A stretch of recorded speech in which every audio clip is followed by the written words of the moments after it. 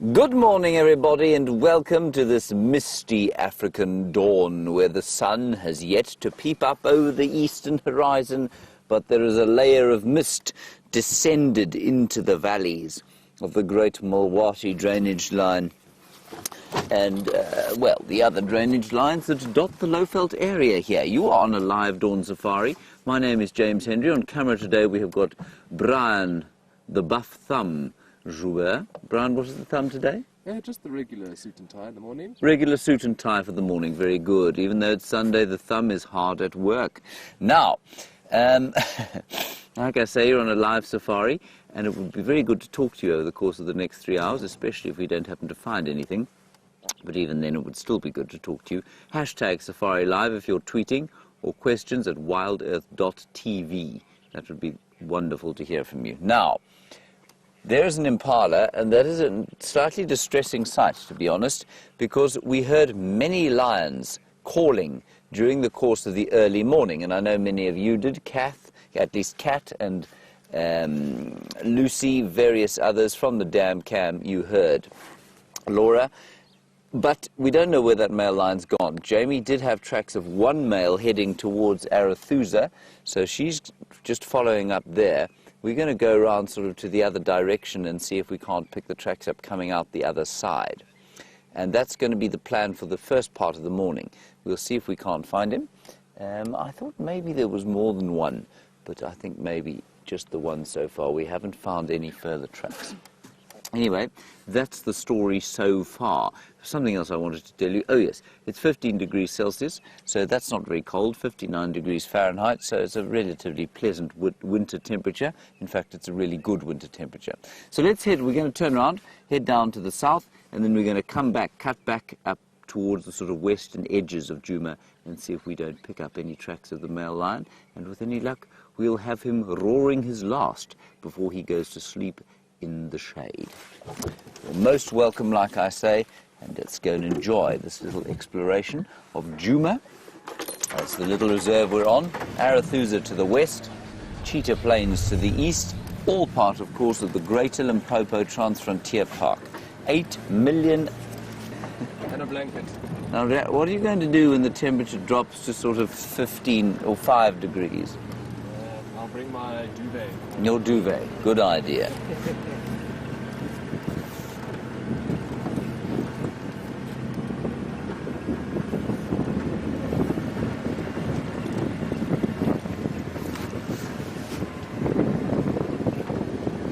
Roger, you say that going out, something about going out with an exceptionally elegant thumb.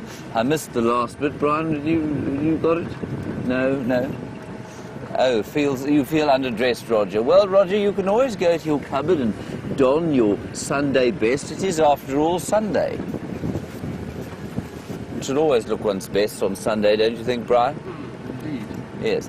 Right, well, we're going to go at slightly faster pace now and see if we can't pick up these tracks. Let's go across to Jamie. She'll tell you about the tracks that she's got, and I'll catch up with you later.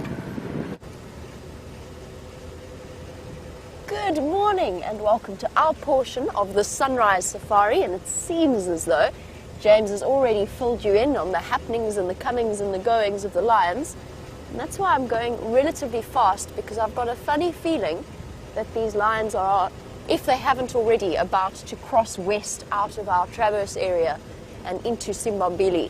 I'm trying to walk relatively quickly. There's some very... Hello, little one. Oh, little Steenbok, sorry. We've got to go because I think the elephants have just met the lions. They're trumpeting away. And I'm so excited I forgot to introduce myself. My name is Jamie, and this morning I will be co-piloting along with James. And I have VM on camera with me. Hey, mug of coffee there, mug of coffee Milo making an appearance. I've got my mug of tea.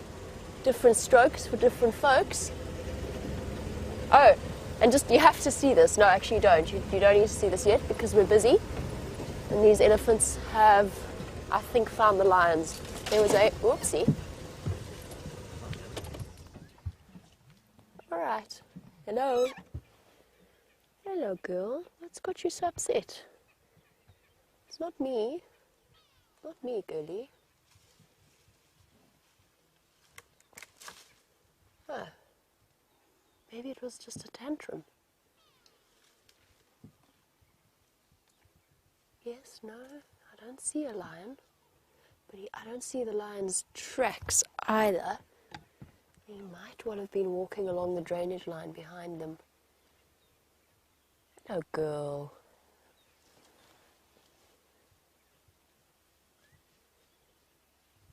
Lovely.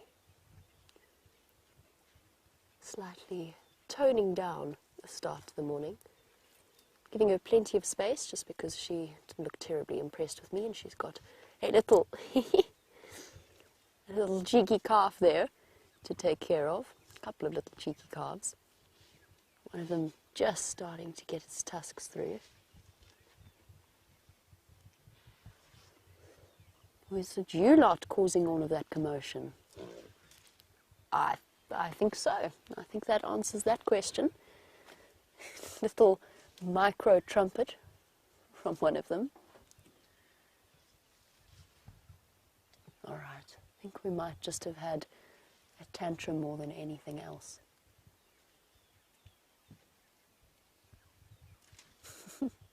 There's a size difference about 1.5 years growth makes. The elephant in front is about 1.5 years older than the one at the back. Probably close to maybe 4.5, 5 versus the 3 years of the little calf on the left. That's when elephants do the greatest part of their growing. We're on the road known as Power Lines Road, just in case there's some of you who were wondering about the poles that are in your shot. I do want to try and follow where these lion tracks go. I'm trying to decide what I want to do, if I want to stay with the elephants or if I want to race around, just because I have a feeling that those lions are on their way to crossing, or at least one of them is, and I don't see their tracks, and I think that those elephants might have been trumpeting at the lions. I think for now we're going to leave these ellies. There's plenty of ellies around, so we will come back to them. And you know me, you know I'd hate to do stuff like that. But if we want to get a glimpse of these lions, I think that our time period might be a bit limited.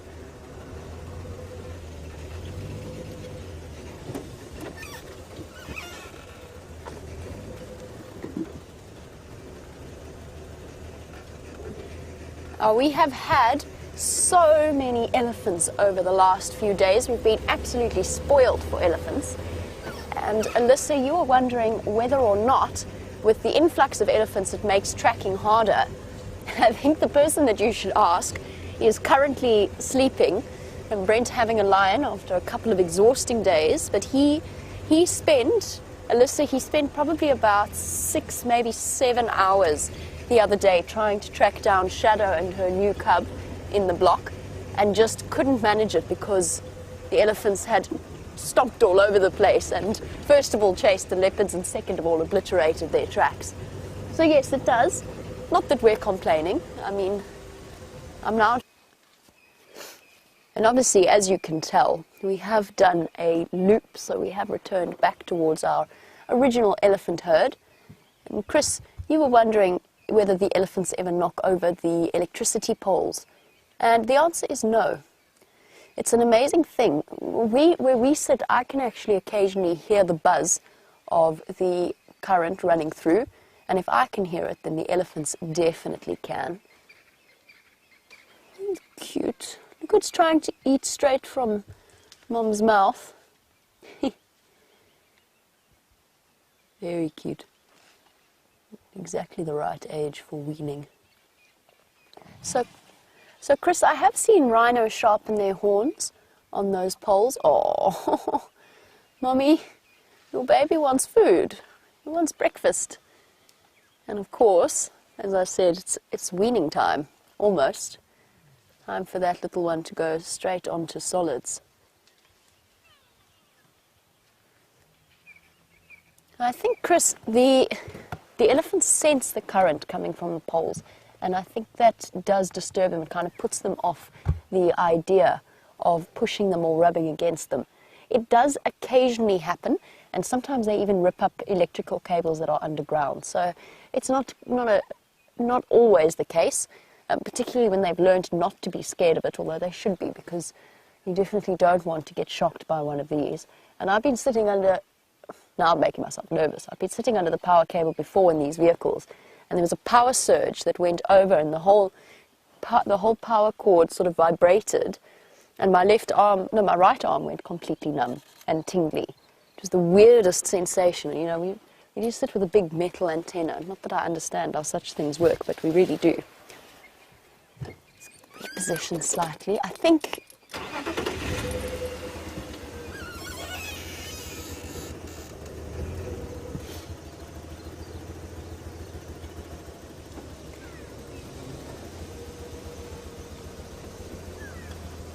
go away.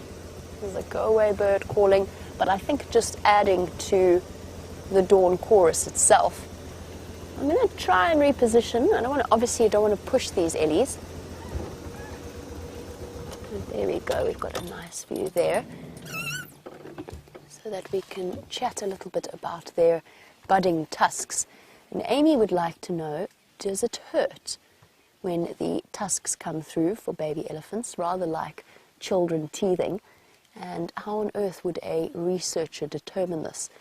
And Amy, as far as I know, when elephants' first sets of teeth erupt, and a tusk is a tooth, it is a modified incisor, it stands to reason that it hurts, because it's got to come through the gums just like any other tooth.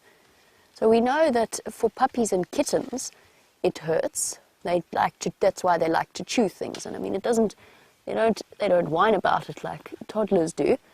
They don't scream about it and let everybody know about it. But we know that it's uncomfortable for puppies and kittens, and that's why they try and relieve some of that itchy, sore feeling by chewing on things. Our research suggests that the baby elephants actually go and target certain plants when they experience that, to chew on things like silver cluster leaf and spike thorns, which have a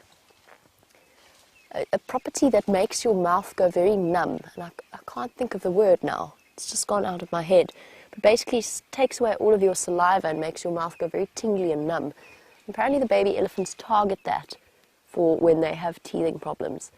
The tusks, I'm not 100% sure, but it stands to reason. They've got to come from somewhere.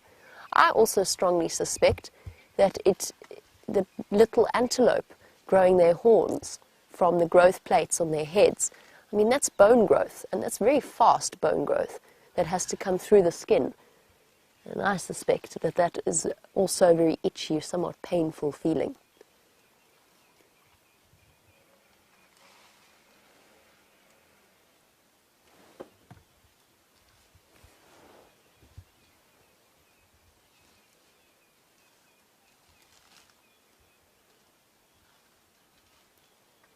The question is, of course, that carries on from Amy's question, is do the tusks ever get uncomfortable as they continue to grow? Because an elephant's tusks do and carry on growing. We spoke about this earlier, but most of the growth will happen in their first few years, and it will slow down after that. And as we watch this big cow slowly wander off into the bushes, Georgia was wondering, how long does it take an elephant to be fully grown? And the answer is they never stop. So an elephant will never stop growing. The big bulls continue to grow, and they grow a little bit more than the females. In fact, a lot more in some of the larger elephants' cases. But as you know, they've got a life expectancy from sort of around 40 to 50, but even right up to 60 years old. And they will continue to grow throughout that time. It just slows down. So the most growth will happen in their first few years of life, and then it will slow down after that. Now, in terms of full grown in the ability to reproduce, so when they reach sexual maturity, for both the bulls and the cows, it's usually around between 13 right up to 15. However, whilst the cows will almost immediately after that be mated with and conceive, The males hardly ever have a chance to mate until they are much, much older and bigger and stronger, unless they're sneaky about it, unless they manage to sneak their way in to a herd and get hold of an estrus cow without another bull knowing. But for the most part, elephant bulls very good at keeping the younger males away. There's still some upset elephants in there, and we're going to leave the ellies. James said something. I'm not sure what James said. Sorry guys, let me just listen to this.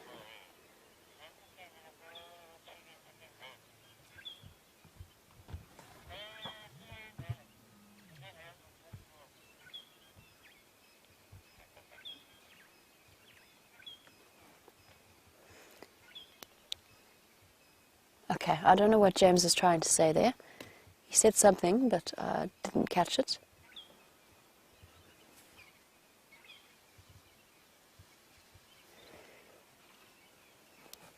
James, did you get those tracks there?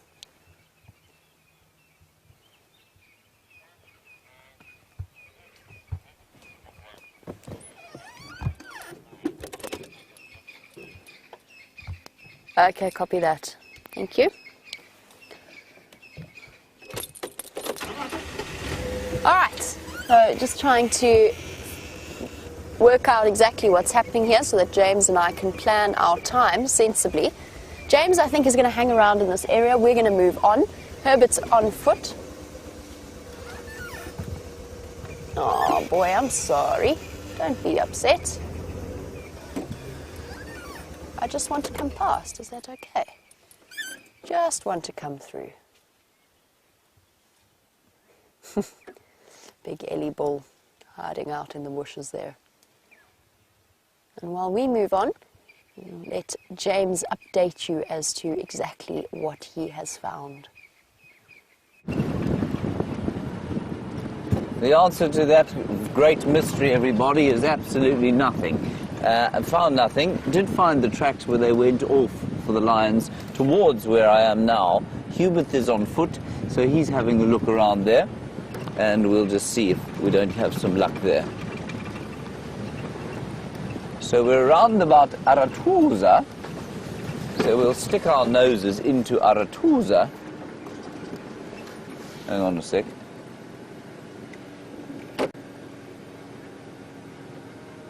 No, nothing. Okay, so we're into Aratuza now, and we're just going to go up towards the north, sort of parallel with Djuma, and we'll see if we don't pick up any further tracks of the cats. Otherwise, maybe something else. I did see those elephants that you were looking at. We came up behind you. We snuck up behind you. You didn't see us. And it looked like just the light was so very perfect. And so I hope you enjoyed the elephants with Jimmy. And of course, Chelsea. Chelsea.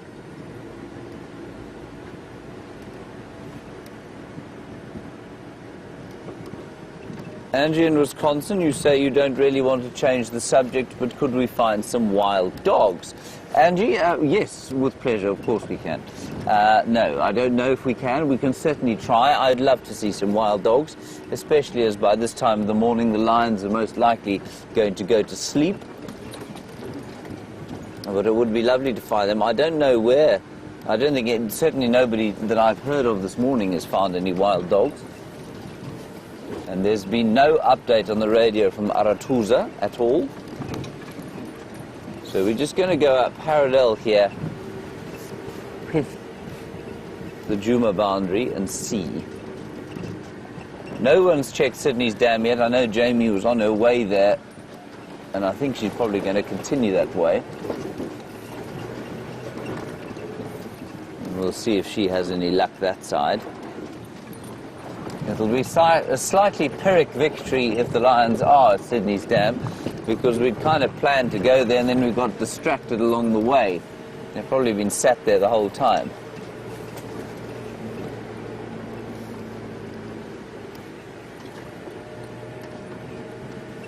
Just turn the radio up so I can hear it. There we go. All right, no more calling has happened, so we haven't heard anything further. I don't know, you know, so often it happens, we wake up in the morning, there are lions shouting so close by that you can, the windows almost rattle. And then by the time we go live, they just kind of disappear. Plenty of elephant activity around.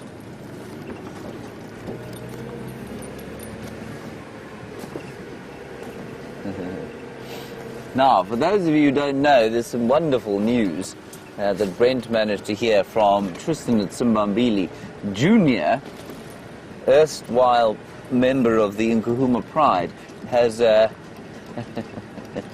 has found a friend. So he's made a little... Oh, hang on a sec. Go ahead. It's Hubert.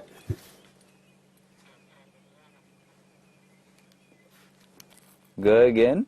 Andikutwanga. Hubert's on foot, everyone. Negative. Whereabouts?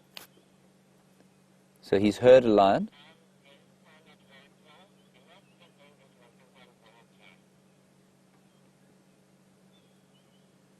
Okay, copy, thanks. He says they're right in the block where we were.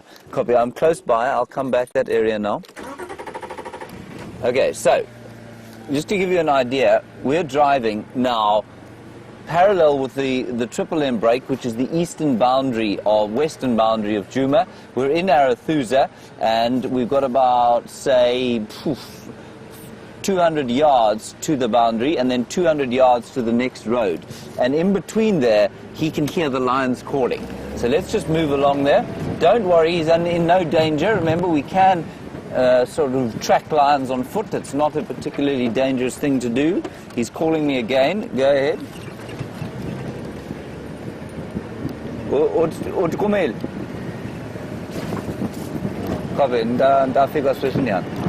All right, he's found it.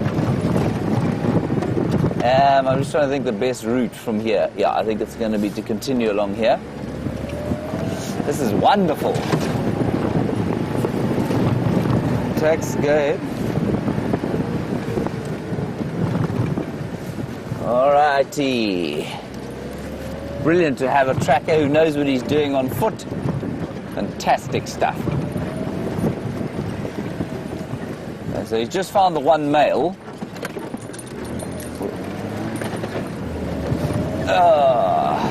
This is why a tracker is the most important thing. It's going to take a little bit of a... We're just going to quickly get around the corner. This road is quite long without many sort of options to turn towards the east. So we're probably about 5 minutes away. I'm going to ask you to go and sit with Jamie for just 2 minutes while I get into the sighting, and then we'll come back and have a look at the lions. Unfortunately, the hyena that we just spotted has raced off, but fantastic news about that lion. Glad that we could send Herbert off in the right direction, and wonderful that he has found it for you. Don't worry, Chelsea, I'll take you to see a lion after the drive. We're going to move on, obviously, and I've just come across a hyena sprinting across the road. Unfortunately, he's, oh my goodness, we're about to reverse right off the road and quite possibly into a dip. Unfortunately, that hyena has scattered. Oh, and I can hear the Franklins a good 200 meters into Simbambili already, frantically alarm calling.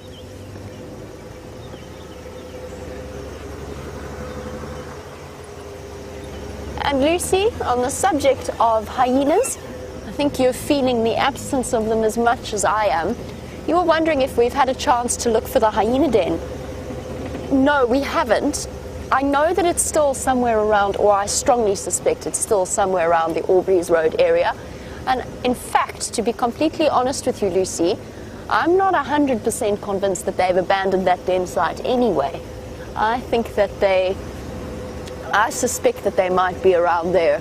So I'm going to actually head back at some point today and just pay a quick visit to the hyena den and have a look. But I'm with you. I feel the absence. And we know that whenever we have an extended period spent away from those hyena cubs, they grow and change tremendously.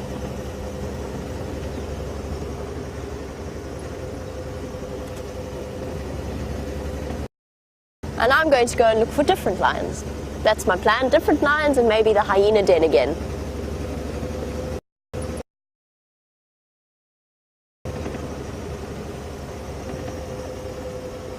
Oh my word, are we're taking requests now.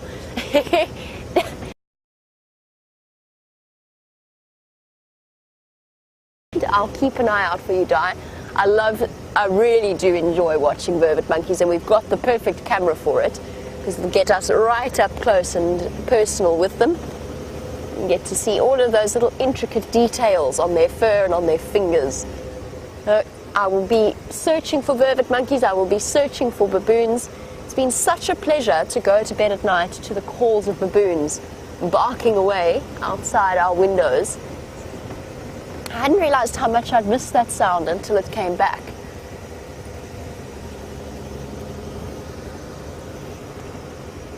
For some reason I'm having a terrible earpiece day. My earpiece just doesn't, no matter where I put it, and no matter what I do, it does not want to stay in my ear. There's something crossing. Oh, I see tracks.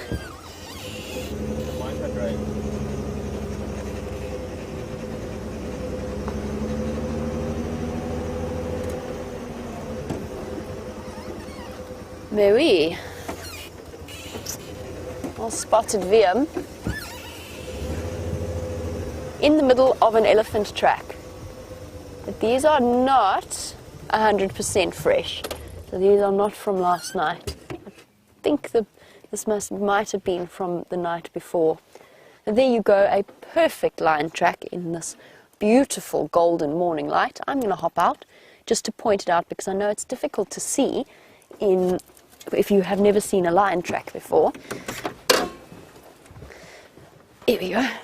And it's nicely on top of an elephant track as well. So we've got the, oh goodness, the dual beauty of that. So this is a big male that has walked through. He's calling, James's lion's calling.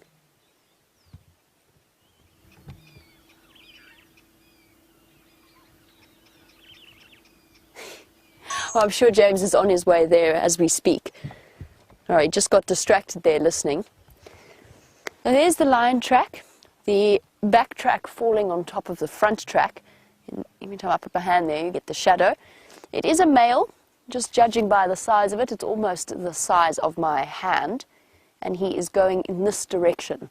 So these are his toes, and this is the equivalent of his heel. He's going through. Now the reason that I know that it's not terribly fresh, but it is on top of another track, it's on top of this elephant track here, but it's lost its clarity, and you can see where the dew has settled around the edges. Now if I were to, in this soil, I'm going to have a look at how fresh a fresh track looks. I'm going to step next to the lion track, so screenshots while you want without a footprint next to it. And now I'm going to step here, and you can see how crisp and clear the outlines of my new track is compared to that of the lion. The lion's become a bit faded. And yes, they certainly they age quicker on a main road like this, but only once the very angry elephants, only once the dew is sort of evaporated and the dust can start to blow over them. So when cars come rushing past, it sprays dust across. There we go. That could even be Junior's tracks. I think James has been filling you in on his antics around this fence line, which is just to the north and to the west of us. The Simbambili fence line that runs across from the gate. That is where he is currently occupied with his new partner in crime. You got a friend? He's got a friend, yes. Junior has a friend. He's finally found a friend. And apparently, it's not Oliver, no. That was my first thought as well. So Viam and I nicknamed the young Shimungwe male Oliver on the basis that he was kind of a little bit like Oliver Twist. So the Shimungwe is one of my favorite prides, just because I'm always sort of rooting for the underdog. The Shimungwe lion pride I've only seen a couple of times, and it consists at this point of 2 sub-adult females and 1 sub-adult male, basically just babies. The entire pride was killed off either by other lions or by attack by hyena, leaving these 3 poor little things. And Oliver in particular got bullied by hyenas a couple of times, quite badly injured. He looked really thin when we last saw him. And Liam and myself decided that it would be truly wonderful if he decided to form a coalition with Junior. But unfortunately, he's a little bit too young. It's not him. We actually don't know who that lion is. And from what I understand, they actually had a bit of a box, had a bit of a fight when they first encountered each other, and I think Junior stole this male's kill. And then at that point they became firm friends, as lions do, and thus I think a coalition has been formed. And speaking of our lions, fantastic news, James has joined up with Herbert and found that lion for you. And that's Jamie giving credit where credit is simply not due. This was found entirely by the efforts on foot. Well, Jamie found their tracks originally, and then Hubert found this lion on foot and called us in, and here we are. We're actually not far from where we kind of last left the tracks, and he'd wandered through this block here, and now he's come to rest underneath this log over here. I don't know how long we're going to spend with him, because he is deeply, deeply relaxed. So deeply relaxed that he hasn't even bothered to look up when you came to see him, which I think is very nasty of him. Now, who is he is the question. I think this is one of the Birminghams, although he doesn't look very scarred on his face. Brian, any idea? No. His face looks very unscarred. It couldn't possibly be our old pal, could it? We were talking about Junior earlier on, but I don't know if that's him or not. I haven't seen him for so long. Now, I know many of you would be very excited to see Junior again, but just remember, as Brent has probably pointed out, that should Junior and his coalition, his new coalition partner, come into this area again, those new cubs will be in severe danger. So we actually don't want Junior around here, I'm afraid. We want him to press on and go and find himself another spot. But I don't know, I just think that this chap's face looks too unscarred for a Birmingham, but maybe it is a Birmingham. He's got a scar, one scar across the bridge of his nose. He certainly looks lazy enough for Junior. I remember my experiences of Junior with it. He basically did this all the time.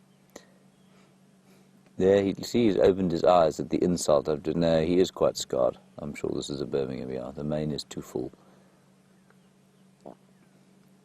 Yep. Do you know what he's lifted his head for? He heard, and he can still hear, some hyenas calling. Now, I did have a message yesterday about trying to find the hyena den, and I said I would try and do that this morning. We will pop up there after we've had a look here, and we're going to spend a bit of time, I think, over the course of the next few days, trying to establish whether or not the hyena den has moved. And of course, 5 seemingly unidentified hyenas arrived at the Djuma Dam Cam yesterday. Don't know who they are, and just interesting that they should have pitched up when we haven't been able to find our little clan.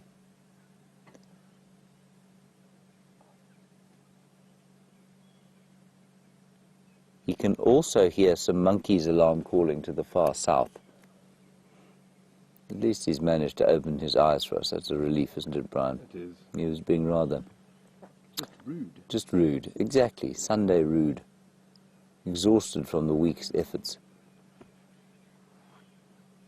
He just made a little grunt there. And Hubert also heard another one calling. Okay, listen, there we go. He's going to call.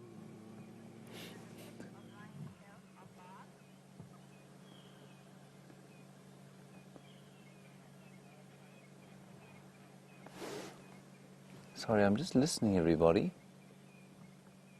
Thought I heard another sound. There are elephants around. It was an elephant, Hubert says.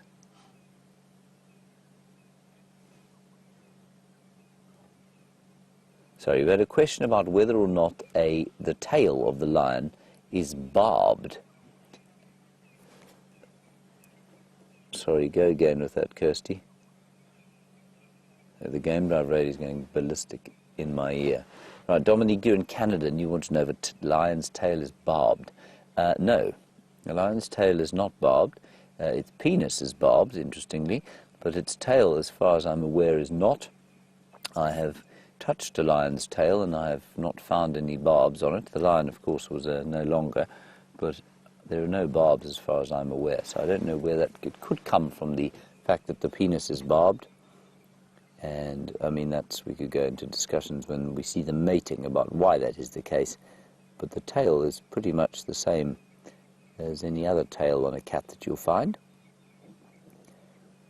So Hubert was just saying he did hear another lion calling, possibly to the east, well, definitely to the east of where we are, and I'm sure it's the same one that Jamie heard when she was following this fellow.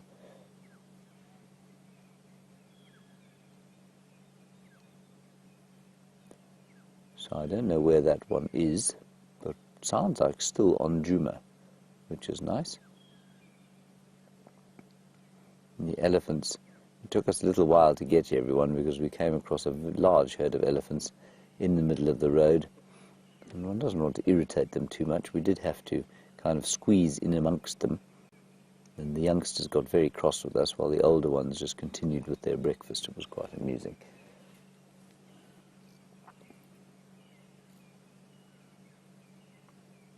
He doesn't much resemble the king of the beasts when he's lying like that. But he has found himself the perfect spot to snooze.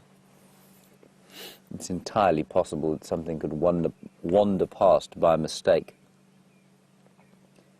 And he'll just kind of stand up and grab it and then eat it quietly in the shade here.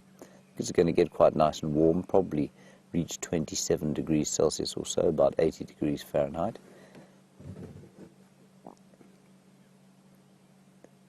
So just try and hear what he can hear.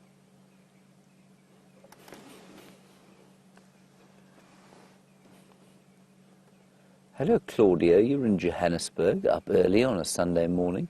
Very good to hear from you. You want to know what the best technique for finding a lion is. Claudio,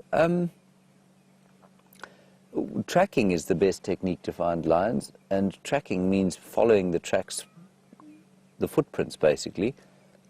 Paw print by paw print. That's the best way to find a lion. Obviously, if they're calling, if they're making a noise, well then that's great, that's an advantage, that'll help you. And obviously if you know their general movements, so for example, when you come into an area, you can sometimes tell which way the animals are going to move, which way the lions will move, what their predominant movements are. He's calling, this guy's going, ooh. So Claudia, those are the kind of ways that you do it. But Hubert did it by following the tracks. And that's the most difficult way and the most effective way. As with so many things in life, of course, often the most difficult and the most difficult to learn, the most difficult technique to learn is the most effective. And learning to track lions across the block, they're very easy when they're on the road, of course, because they're heavy and they leave a big footprint. But off the road, no mean feat. It's really quite difficult. This guy keeps hearing something or other around the place, and he thinks about getting up, and then he becomes overwhelmed with leonine exhaustion, and he goes back to sleep, as is his wont. We'll give him a few more minutes and see what he does. He might get up and move and go and try and find his friendies. He might just sit there and do nothing.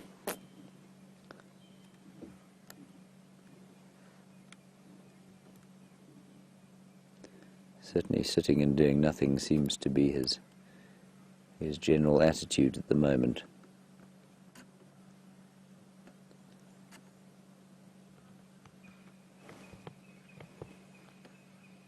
Nothing else happened on the reserve so far, just those elephants.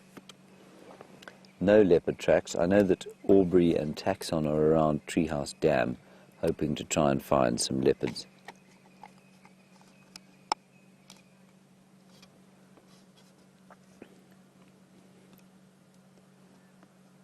Now, Carol, you are in Nebraska and you want to know how close Hubert got to the lion. Hubert, how close did you get to the lion? 20 meters. About 20 meters. And he sat up, did he? And he looked at you. No, he came. He came. Did he rev you? No. So he gave Hubert a bit of a rev. And then what happened? He just stopped. And then he stopped. Stopped. Okay. Start reversing. So what a lion will do, everybody, and this is why you don't want to be tracking them unless you're experienced, is that he stood up and he took a few steps towards Hubert, and then Hubert stopped, and the lion stopped, and Hubert backed off. And then he called us in. And that was how the tracking expedition went. Often the lions would just get up and move away, which is interesting. And they all want to know, all the viewers want to know, is it Hubert or Herbert? Yeah, Herbert. Okay, it's Herbert. I got it wrong. No, he's now fast asleep.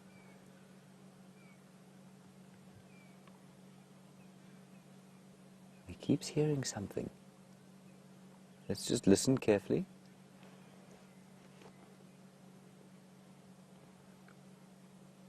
James Richard, do you reckon that this is Blondie, the Birmingham?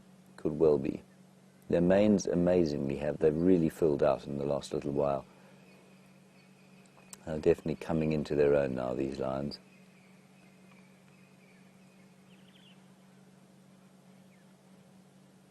I'm very interested as to why he keeps looking that way, and I'm sure he's hearing another lion calling. And his ears, of course, are that much more powerful than ours. And he'll get a much greater idea. Or they'll cover a much wider area. And so when people say, and we were asked this yesterday, how far does a lion's call travel? And it's a difficult one to answer because it really depends on how well you hear. So if you hear particularly well, like lions do, probably about 5 miles or 8 kilometers. And if you don't hear very well, like human beings, well, up to probably maybe 5 kilometers, 3.5 miles. So they do travel a long way. So sometimes these animals will lift their heads and they'll listen because they've heard something in the distance that our ears are just incapable of picking up. They'll also hear different frequencies, a much wider range of frequencies.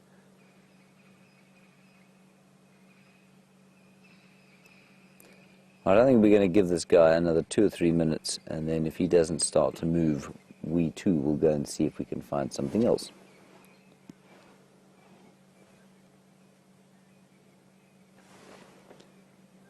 Nigel, you're in the UK and you say, would other animals understand whose tracks these are? You mean the lion tracks, Nigel? Nigel, no, I don't think so at all. I think I don't think that they identify lions by their tracks. I think they would certainly identify the smell of a lion, though. And lions will obviously leave their scent by rubbing their heads against guarri bushes like the one he's lying underneath. And there's no way that other animals don't.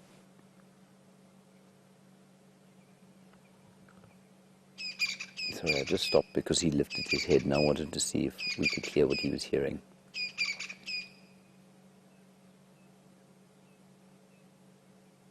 So Nigel, much like a dog will follow a track of a human being or an animal by smelling where it's gone, so I think all the animals out here will follow a lion far more by smelling and hearing him than they would by looking at his tracks on the ground. As far as I'm aware, I suspect it's only human beings, maybe some of the other primates, who will recognize an animal by its tracks.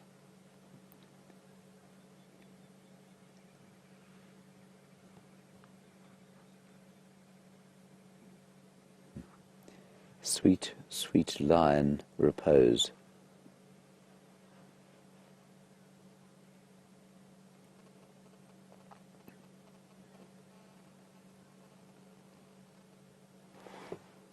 Sandy, you're interested in why these lions will fight. Why have they got so many scars on them? Are they fighting with each other? What's the story? Would they kill each other? Sandy, the answer is that they do fight with each other. They'll fight with each other over food, but also during the course of the takeover of this area and the maintenance of the territory, they will fight with other lions. And so that is, you know, that does happen. They will fight with other lions, and that's why they get scarred. Would they kill each other? Yes, they might kill each other. Or no, at least it's highly unlikely that they would kill each other. It's not impossible, but it's highly unlikely. Go ahead. So remember that lions, there's no honor amongst thieves, and so lions will happily have a go at each other. They'll happily have a go at each other at a kill, and that goes for a pride, and it also goes for a coalition. I'm just going to call Andrew. Andrew, go ahead.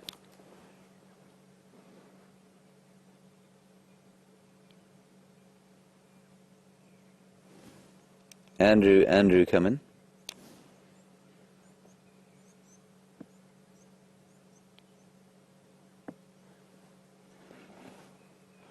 No, I can't get hold of him. I think he's trying to get into this lion sighting. Anyway, we'll just try and help him in before we leave. Andrew, Cheetah Plains. Andrew, do you copy Andrew?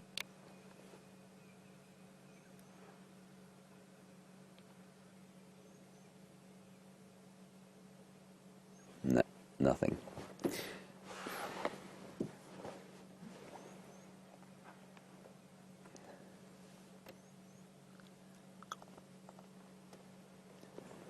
Sure there's no one else here? Nobody else seems to be coming?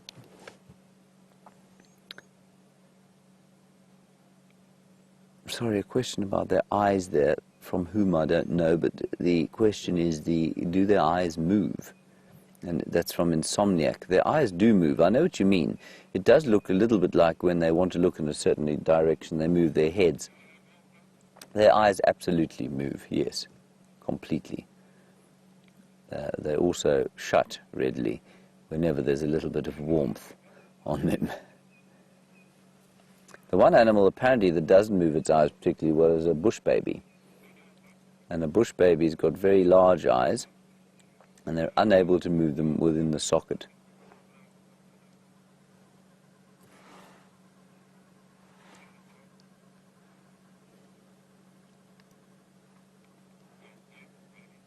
Sorry, here we go again on the radio. Go ahead, Andrew. Go ahead. All right, let's go across to Jamie and while I get these guys into the sighting, and I'll catch up with you with this line a bit later. Oh, wow. James manages the sighting of that male lion. I've been tracking the rest of them, and let me tell you a story. These lions have been everywhere around the northern boundary. I have tracks going east, west, north, south. I found very, very, very fresh tracks of the females, at least one female. I couldn't see if it was more than one, going north into Buffelshoek around Aubrey's Road, so outside of our Traverse area. But I've also found female tracks around, I'm now onto Vubu Road, and I've found them, the freshest set of tracks I've seen after the lion that we found earlier is going this way. So we're going to go check around Buffelshoek Dam, see if we can't find them there. And essentially try and wind up whatever happened last night and sort of work out a bit in the way of a story. Lions pacing backwards and forwards. I heard tell that they went racing into Manuleti yesterday, but they have since returned. Oh, there's too many lion tracks. Lion tracks absolutely everywhere.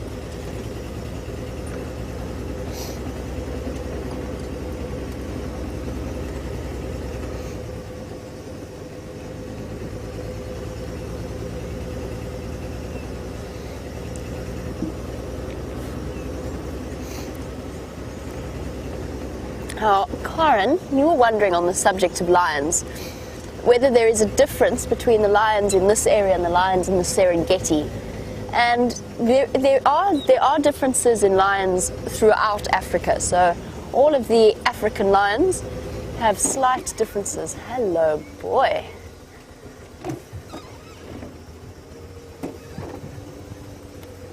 A big grey wall. I'll reposition in a moment, but you could just have a look at what I'm looking at. He is huge. He looks pretty big. And he's gone very still, which means that he is watching us.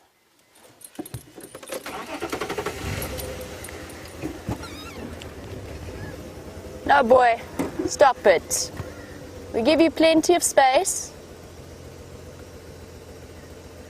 Just making sure we have an escape route.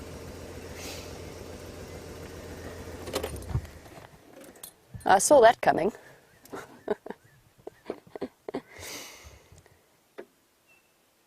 What was that for? What if I'd like to come past? Okay, guys. We clearly have a naughty bull. He's not going to do anything to us.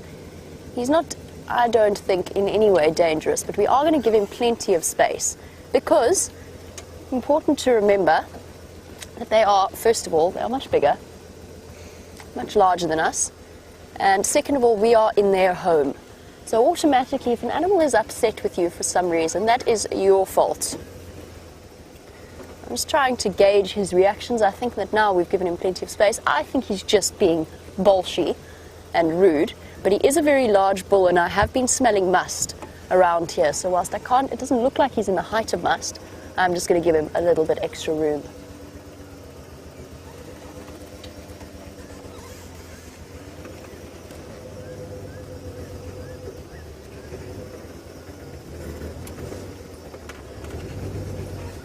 You see, he's not ideal. And I don't really feel like being chased down the road. But I would also really like to come past. Can't we reach some kind of agreement, mister? No, we can't.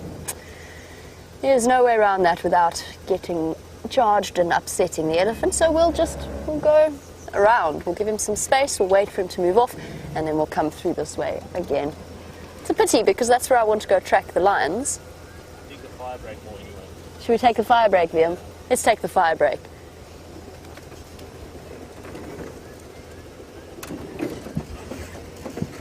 So what he would have done if I hadn't reversed, and I reversed when I did.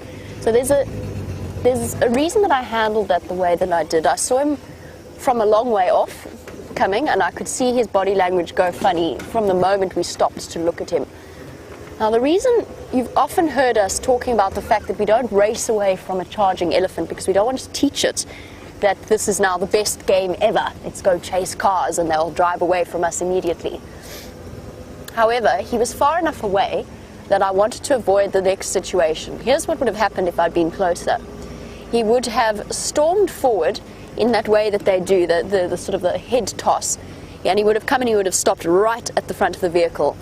And at that point we would have had a standoff with me talking to him, preferably not aggressively in any way, but we would have had a standoff. We would have been stuck there for a long time. Because as soon as we would want to move off, he would immediately come forward again and keep pressurizing and keep pressurizing. And so I just feel as though it's something we might just want to avoid. There's no reason, because I was far enough away, there's no reason for us to put poor Chelsea through that on her first game drive in the bush.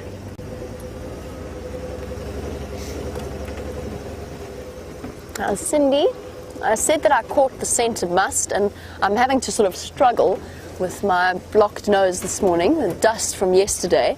We did spend an inordinate amount of time driving behind vehicles, so my sense of smell is not at its finest. Just popping the car into low range. You want to know what must smells like, and the answer is I think VM described it best. He described it as sour oros. Sour oros. Now, oros is an orange concentrate drink that we all grew up, as South African kids, we all grew up drinking it. It is as artificial as it comes, absolutely thoroughly revolting in a way, but I still love it. For us, it'll forever be the taste of sport matches. But if you leave oros for a while, or an orange concentrate, you leave it to go a bit sour, that is apparently what must smells like, and VM's absolutely right. It has a musky scent to it. So, and it's a musky, very, trying to describe it when not using the description of oros is really difficult, because it's, this is going to sound bizarre, but it smells really hormonal. It smells like the elephant is hormonal. And I can't quite describe exactly what I mean by that, but you'll just have to take my word for it. And then, of course, you've got the combination of the elephant smell with it, which is a very grassy, rich, big animal smell. It's a beautiful smell. And you get that combination. Now, I just have a funny feeling as we travel along this fire break that our elephant's going to come and find us anyway. He's just in one of those moods. Now, I never finished off my question on the difference between the Serengeti lions and our lions here, but James is still with his lion, and I'm sure he can show you in the flesh exactly what those differences look like.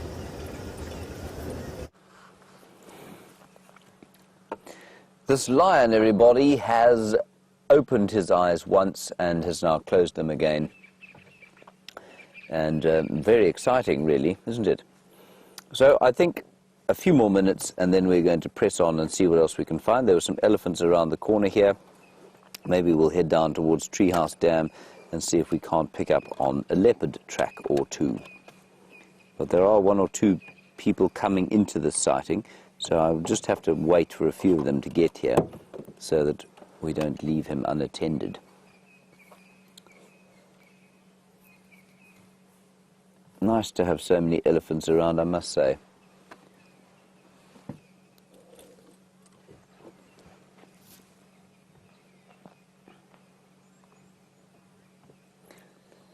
Karen, nice question from you. Of course, you know, so many of the wildlife documentaries that we've seen and come to love have been shot in East Africa because it's more open and the vegetation isn't nearly as thick as it is here.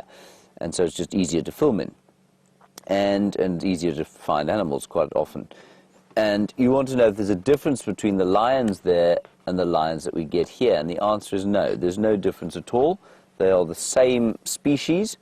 They are not a different subspecies. I suppose there, you know, one or two taxonomists might argue that the East African subspecies, because it is, or the East African lion, because it is not contiguous with the Southern African lion, in that there are gaps between the populations of East Africa and Southern Africa, you know, due to agriculture and human settlement. Because of that, they might be considered different subspecies, but I think most people accept that they are the same subspecies of the same species. So, yeah, same animal, and they would do just as well. You know, if you were to drop a Serengeti lion into this area, it would survive just as easily as it does in the Serengeti.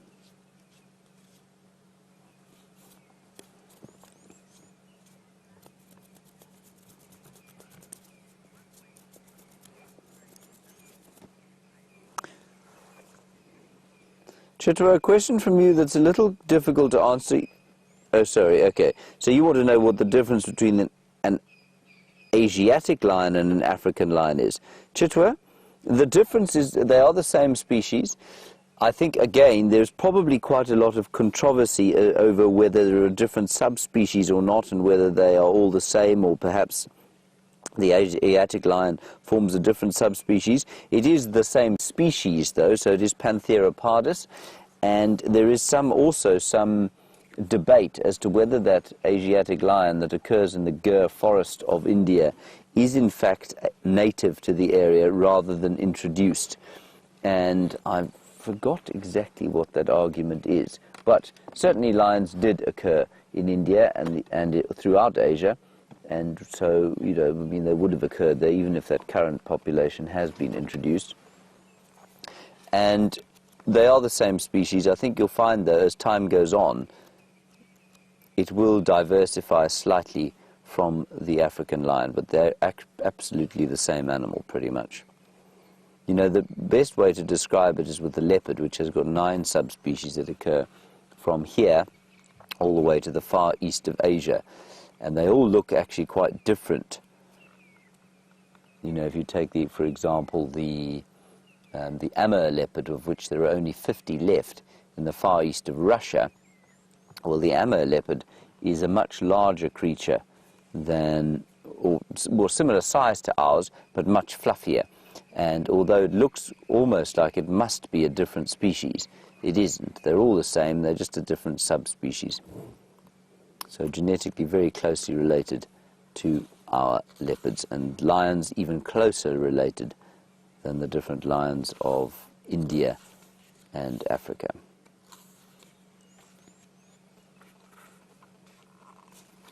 I'm just quickly checking in my book here to see if anybody does actually consider them different subspecies.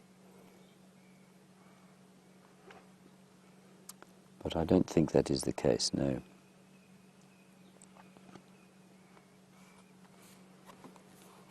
It's interesting, you know, I've been reading, well, one tries to read all the time, otherwise you get, you know, you forget things and you start to give nonsense information. You've got to try and keep up with the latest research. Some people, you know, out here, we generally we generally describe lion prides as being the females and their related offspring, with the males excluded. But in some areas, you know, often males only dominate one pride, and then I suppose you might consider the males part of the pride, but in general they are not. They form a coalition, and that is extra to the pride. It is not part of the pride. All right, everybody, I think I've had enough of watching this sleeping lion. What do you think, Brian? Yeah. That's putting me to sleep on this soporific Sunday morning. So I think we're going to press on from here, and we'll leave a branch on the road so that anybody else can find him, and then we'll see what else we can find.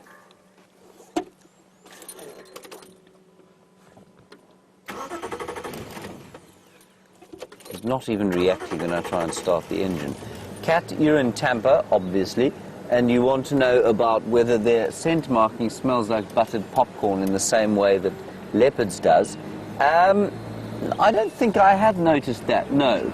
I think it probably smells rather more like a sort of strong urine, to be honest. It doesn't smell like buttered popcorn. I've always liked that description. I mean, I know what people mean. It just doesn't smell like buttered popcorn to me. I know exactly what you mean, but to me it doesn't smell like buttered popcorn. They're actually so very close to the boundary here. They're only about, Brian, if you just want to show us the boundary there, that's the Mala Mala boundary you can see there. Not Mala Mala, it's the Triple M boundary, so it's the boundary onto Arethusa. And that's only about 100 meters from where we are now, which is about 300 feet. All right, we're going to ease our way out here. We'll leave a branch on the road, and I don't think this lion's going anywhere. And so I'm pretty sure that whoever wants to come and see him will find him with ease.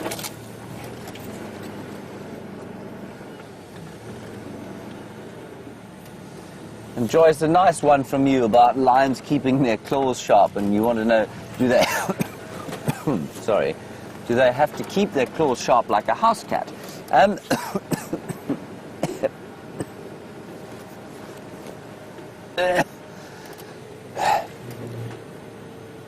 I'll be okay. Joyce, yes, they do have to keep their claws sharp, and you often see them scratching on trees, where a house cat might be stretching or scratching on your furniture, for example. Lions will scratch on the bark of trees, and they keep their claws sharp in that way. Let me just break a few branches, and then we'll leave them on the road, and they can just follow our tracks in. There were some elephants just up ahead here. I'm pretty sure they've moved, but let's go and have a look anyway. Let me just announce on the radio.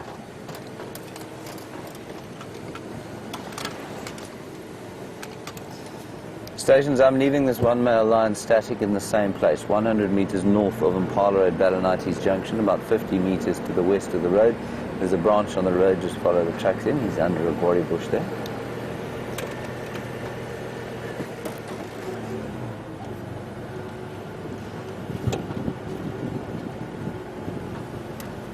Now, there were some elephants just up ahead here, and we caused their ire by sort of sneaking in between them because we didn't want to miss out on the lion before he went completely to sleep.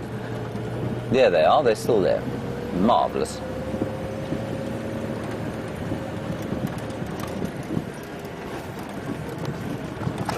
Whoa, whoa.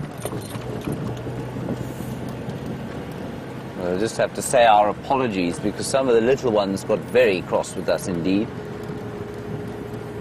It was very funny to watch. And as one of the little ones started shouting, Brian looked behind us and one of the older ones poked him in the bum with his tusk, as if to say, shut up, it's Sunday morning, and we've seen these people before, they have no damage to us at all. I would like to be poked in the bum with an elephant's tusk. Would you, Brian? No, not particularly. No. I feel it would be uncomfortable. Yeah. There we go. Look, there's one's trying to stand. Oh, no. You know what? This is horrible. Just watch the little one there. Go ahead.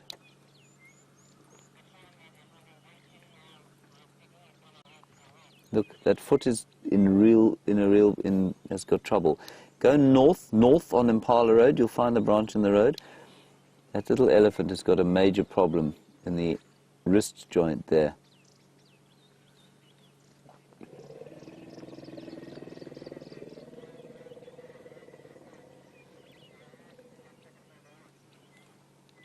You need to go down Ballinites Road, just keep going west, and then you'll hit go through the clearings, you'll hit Impala Road, and turn north on that road.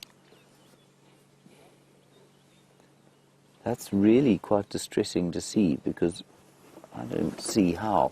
Maybe it's just a little sprain or something, but that foot looks to be very, very sore indeed.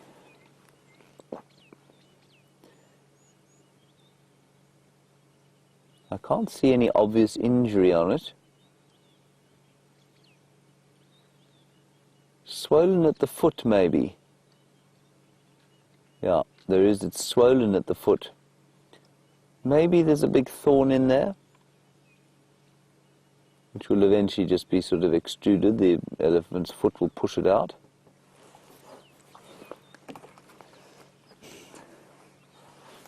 Now, the difficulty here, of course, for the elephant herd, they will look after this little one, but only for a certain period. Once the health of that little elephant starts to affect the rest of the herd, let's say there's a broken bone there and it won't fix itself, they will eventually have to leave it, and it will then unfortunately perish at the teeth and claws of a predator. But at the moment, we're not anywhere near that, but the herd will do their level best to try and look after this little one. And its body will almost certainly heal itself. This looks like a swelling in the foot to me, which indicates that it's stood on something and, like a big thorn, or maybe a very sharp branch, like a zebra wood branch. And while very sore, it will quite possibly just be kind of pushed out eventually. And then the little elephant will be fine. So probably a bit of infection in the foot.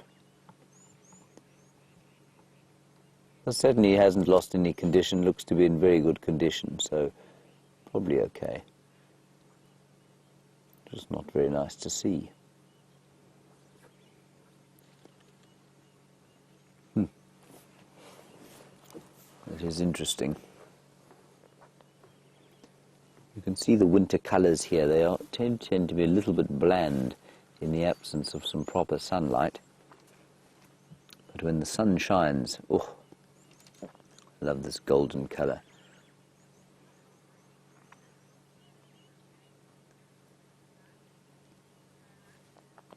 Caroline, you want to know if elephants will ever rescue an animal to save its life?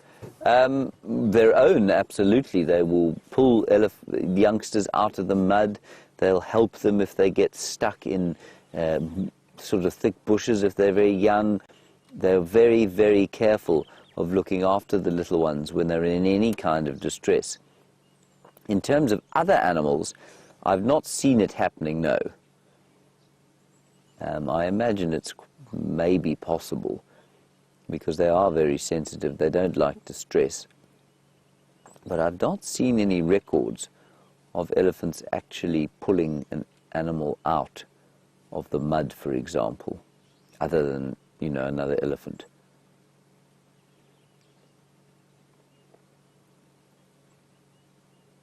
Now, they'll take risks for their own, but they're not necessarily going to take risks for anyone else. They will indirectly save other animals by making sure that, or by chasing predators. So they came across a pride of lions here. They'd chase the lions away, and obviously that would indirectly make it a safer area for other grazers to be in.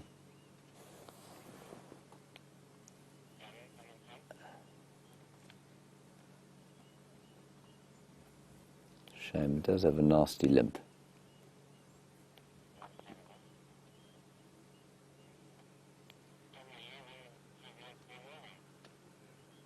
You just sneak a little bit forward, we'll get another look.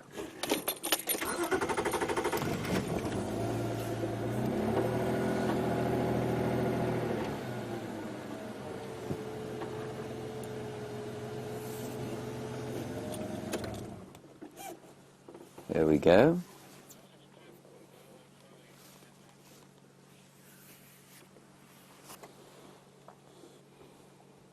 Yeah, I wonder who the mother is. I suspect it's that big cow there.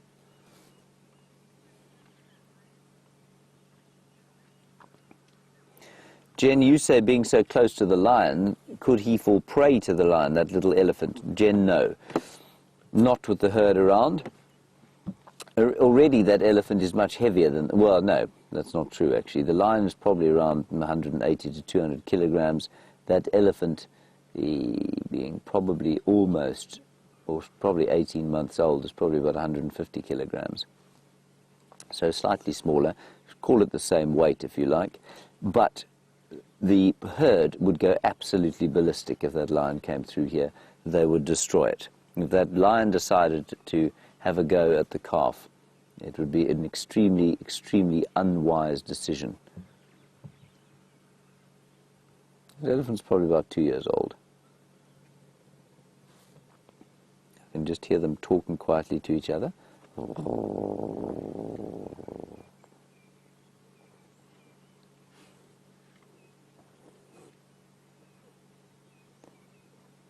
Shame. Go ahead.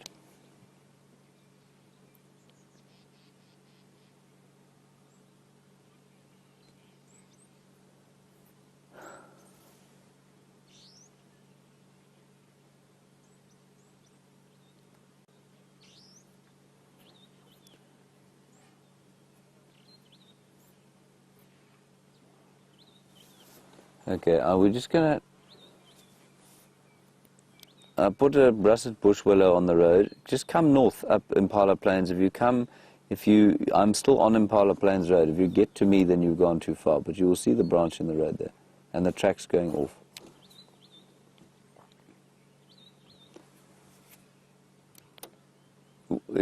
Come north. Sorry, these guys are struggling to find the line. It's Abel who doesn't drive around here a lot. So we might just have to go back and help him.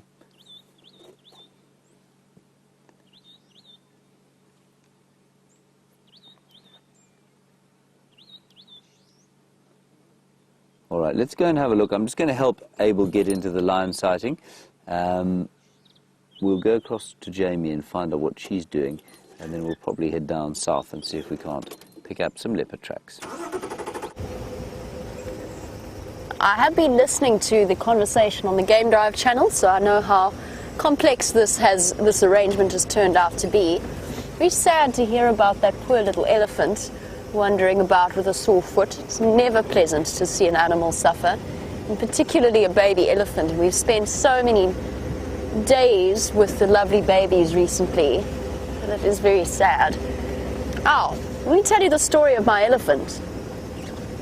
So, I couldn't get past him on the main road, obviously, so I tried the fire brake. And while I tried the fire brake, he ran across and stood in front of me, or started coming towards me on the fire brake. So I tried going back the other way. And I looked back up the road, and he was back on the cut line. At which point, we gave up and went all the way around him. It was just the easiest way of dealing with it, because he was not going to let us come past. He just wasn't having any of it. And whilst I could have put my foot flat and zoomed past him, not really ideal behaviour in terms of spending time in the bush. Oh, there we go, Abel's managing to get to the sighting. I have not given up on the idea of more lions being on this property. There are still some somewhere. I just have a feeling. We heard lots and lots of calling from the northern boundary, and that's been borne out by the tracks up and down and up and down and up and down. But we're going to go and investigate Buffelshoek Dam and see if that female isn't perhaps somewhere there.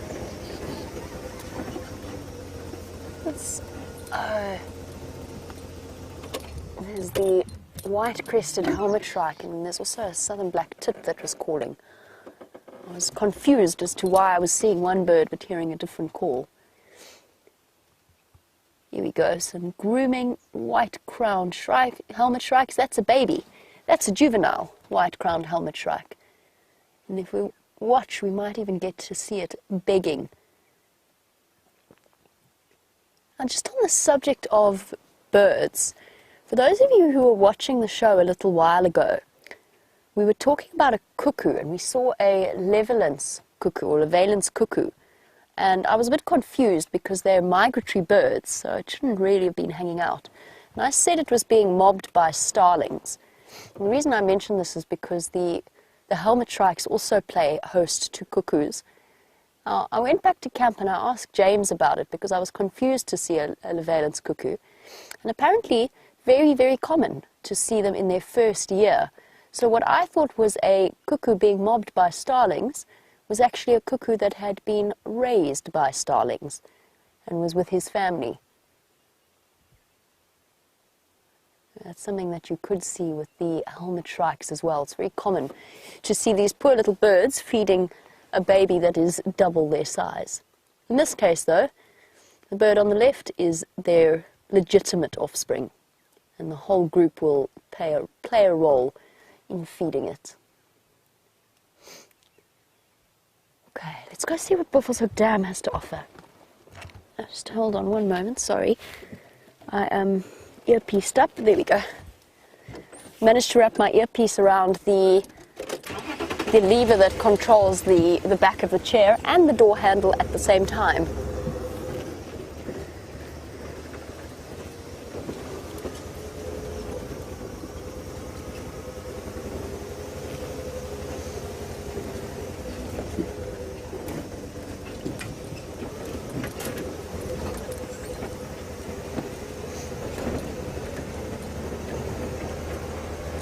Lion tracks everywhere. Lion tracks going this way, lion tracks going that way.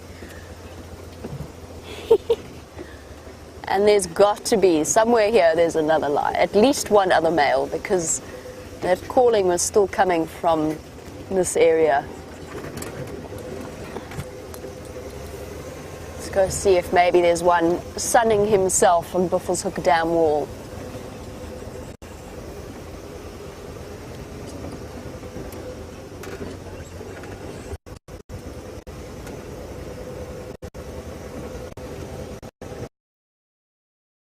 And I did go and check up on the hyena den, and they have definitely moved.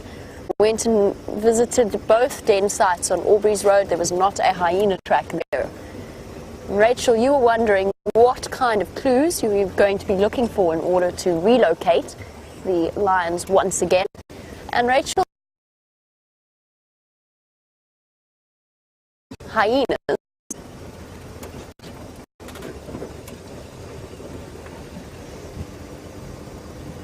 Sorry, signal dip there. So Rachel, what you're looking for is tracks up and down a road. That's a really good giveaway that there is a hyena den somewhere in the vicinity, because the hyenas use the road as much as the other predators do as an access point.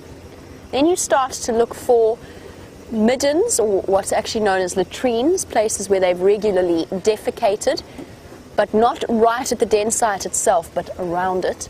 Then once you get to a possible location, if you follow the hyena tracks, the next thing that you're looking for is chewed up branches around a termite mound, like where the hyenas have been chewing and teething. Every now and again you might even get the smell of it. The smell is a really nice clue. It plays a big role in tracking down a hyena den. Tracking down lions, on the other hand, is proving to be more complicated than I expected this morning. And there is nobody here at Buffelshoek Dam. Just a grey heron. Sorry, not nobody. Sorry, heron. I'll dismiss you like that. There is a grey heron and not much else. A bird that many of you actually might be familiar with, for those of you who are in Europe. It is exactly the same. Look at those huge feet of his. Long, long toes to help spread out his body weight so that he doesn't sink into the mud. And this is absolutely beautiful. Look at his reflection in the dam. And a pair of drinking Cape turtle doves as well.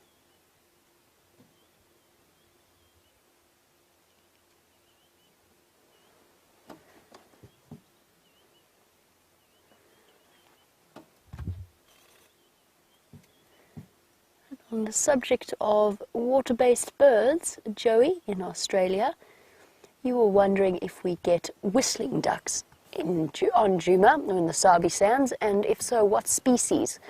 The answer is yes, we do. And in terms of species, we get what is known as a white-faced whistling duck. So whistling ducks named for their incredible call, and they sort of have it's a very wheezy whistle. It's a I can usually do it so well, but today not so much. That's the sort of noise they make, but about 10 times louder and actually sounding like a bird and not just like I'm breathing out stupidly through my mouth. But white-faced whistling ducks are the ones that we get around here. I haven't seen any. I've heard them once, but I've yet to see them, and I think it's just because of the product of the drought. They're spending a lot more time around the rivers further to the south and further into the Kruger National Park. And apparently the last, or at least some whistling ducks were seen at the Arethusa Dam with Scott around the beginning of the year. They are around.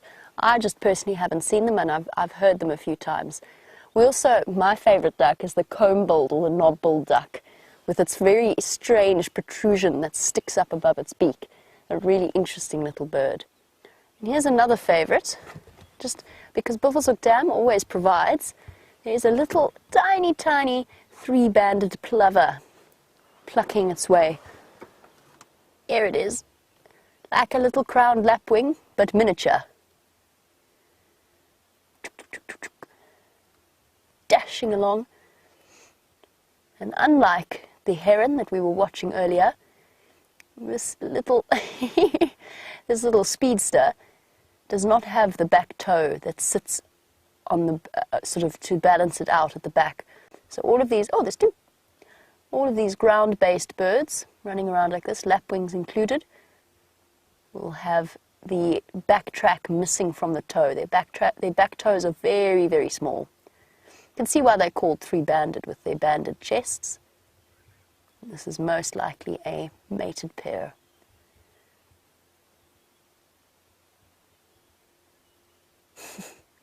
They're very cute. Okay, let's move on, see if we can't track down these lions. I might need to do some shedding of layers very soon. And Joey in Australia, on the subject of birds, you're wondering, what about yellow-billed storks? And yes, absolutely, we get yellow-billed storks. I've seen one. When did I see a yellow-billed stork? It must have been, it was around Arethusa. There was the black stork at Buffalo Dam, and then I saw a yellow-billed stork. Sure, Joey, all of our memories kind of blur into one, but I think it was around Arethusa as well that we saw a yellow-billed stork. And we do get them. The black storks, of course, have migrated. The Abdom stork also. I've never seen an Abdom stork here yet, but they can be around. The one unusual bird that I saw in Buffelshoek Dam was a spoonbill, and that was unfortunately when the stream was down a couple of days ago. There was a spoonbill at Buffelshoek Dam. So stay tuned and start adding to your bird lists. While we go and investigate the eastern boundary, let's find out what James's plans are.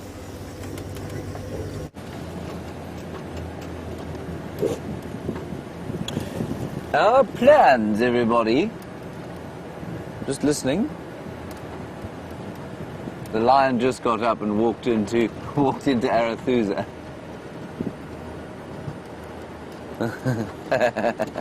Now I'm laughing because I'm not being very kind, but poor old Andrew has just travelled all the way from Cheetah Plains to have a look at this lion. As he's got there, he's stood up, walked 100 metres across the boundary.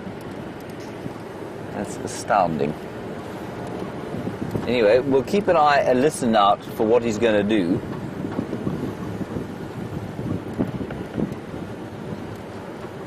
He's now moving. That's interesting. We'll keep an ear out. We might go back towards that area and just see what he does.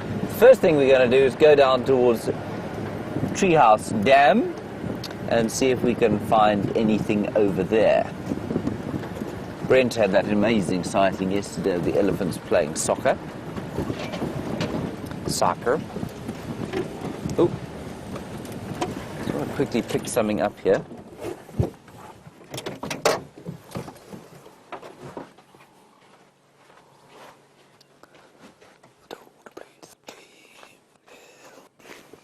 I'm still here, Brian.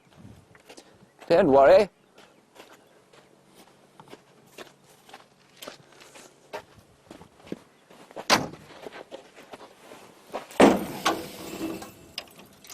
Here, everybody, is a large piece of wood, and this piece of wood comes from the rootstock of a plant. And I think it's probably a combretum bush or a bush willow bush. But what's interesting is that this kind of mangled rootstock only grows like this because the plant gets constantly broken off by elephants. And so the rootstock gets quite woody and it breaks up and then it forms this kind of gnarled and very interesting shapes. And you can see here where the trunks and branches have come out of the rootstock at various times. They've been snapped off and broken. And I think that you'll find that originally this was probably the original trunk of the plant. It was probably pushed over and broken, and it would have grown into the ground as part of the roots. And as it did that, new shoots would have come out of it and grown towards the light.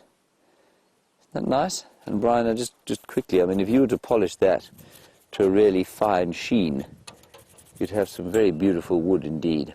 Not sure what you'd do with a piece of wood like this other than use it as a paperweight, but it would be very pretty paperweight. On we go.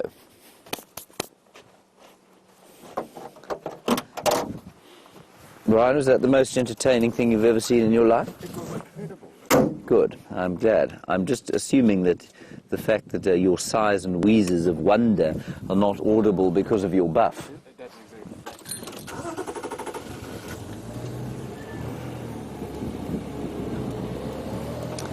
Right, onward to the dam.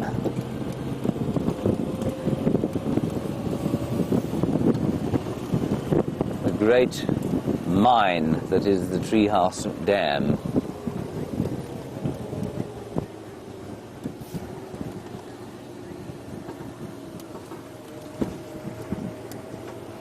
James Richard, a nice one from you. You want to know if the Kruger or surrounding areas has ever sort of struggled with the poaching or illegal collection of plants. Yes, to a certain extent. You're not allowed to just wander onto the area and take plants. I think that you'd find that local doctors and, herbalists and traditional healers, the collection of plants by them would have an almost negligible effect on the, the general flora of the area. But if you go into a Johannesburg market and if you go with the right people, you can find markets where you'll find all sorts of wildlife products, including piles of different plants that are found in the wild. I don't believe that it has an appreciable effect on the vegetation. It might in some areas. Certainly in the Kruger, it's not a major problem. And were one or two people to come under the fence and collect a handful, or even a truck, not a truck maybe, but a sort of a bucket full of different kinds of specialist plants used for traditional healing, I don't think it would have an appreciable difference. I'm always interested by this discussion because it's such an interesting one where, and I've mentioned before, I read a comment on one of our feeds where the question was, why do they keep destroying the land? And it was referring to local people. And of course, it's a common misconception that local people have a negative effect on the environment more than, say, city-dwelling, urbanized Westerners. Every time one of us, I'm going to say Western because we live in a kind of sophisticated society where we use things like kettles and toasters. Every time you push your toaster down or switch the light on in the 4 or 5 rooms in your house, or the geyser heats up, or you heat some water in a kettle, or you switch on your coffee machine, you are probably using more energy than a family of 8 in a rural area in South Africa would use in a day.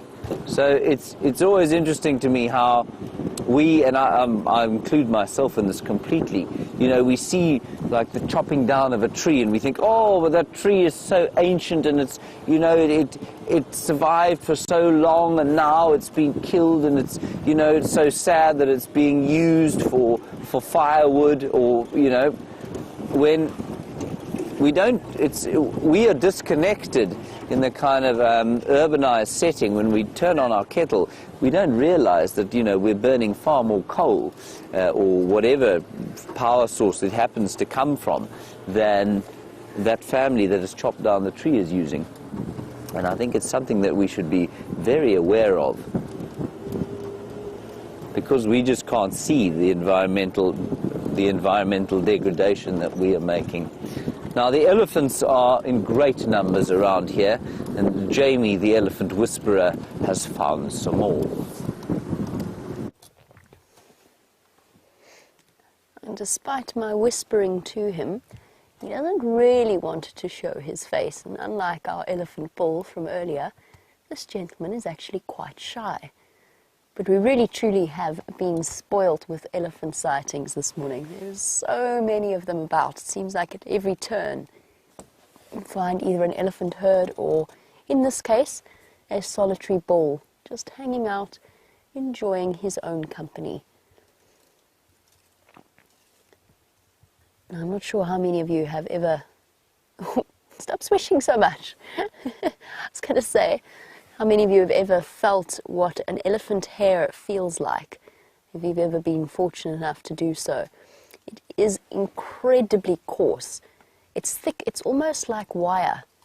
It's kind of, it really is. It's almost like wire. Ooh, and there's an uncomfortable branch shifting around.